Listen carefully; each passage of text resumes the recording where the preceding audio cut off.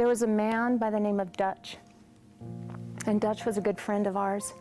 And I think I was maybe about 9 or so, maybe 10 years old. And my sister was 16, Dutch and her good friends. And we decided that we were going to go on a trip. And we were headed to South Dakota. There was some ceremony that we were headed to. Living in Washington at that time, that's the state that I lived in and was born and raised. And on the way, he was starting to complain of a back ache. And we thought, what is going on? You know, maybe it was just us driving for so long. And we got up here to Pacific Creek, to the campground.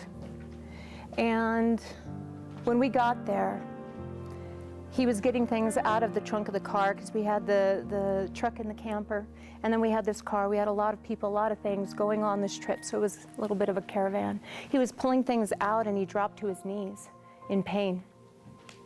My mom, she was a registered nurse before she had me. When she had me, she decided to be an at-home mom.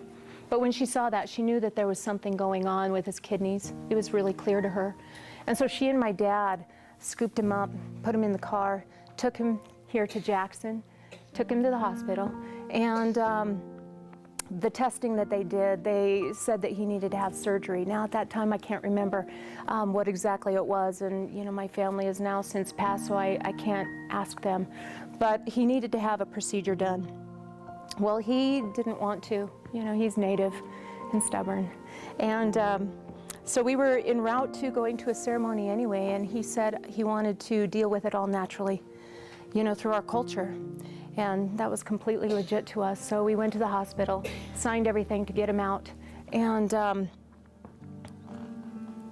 he traveled in the back of our camper laying down in a lot of pain until we got to the ceremony that we were going to.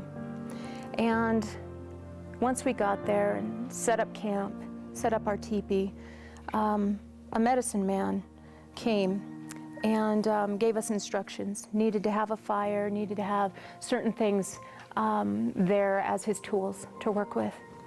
And that night, as I sat in the teepee, when you go into a teepee, teepees are east facing because we aim where the sun is rising. So if you were to go into the door in the very, very back, that's where my mom and dad would sleep. I was always over here on this side, on the north side, my sister on the south side. So as I'm sitting in the teepee, my dad is next to me, my mom, we're sitting on the far side, the door's in front of us. And Dutch is laying over here and the medicine man is in front. And I saw that medicine man heal Dutch that night. And that was the first time I really saw with my own eyes the power that Spirit has when we have that complete and utter belief that absolutely nothing could possibly take away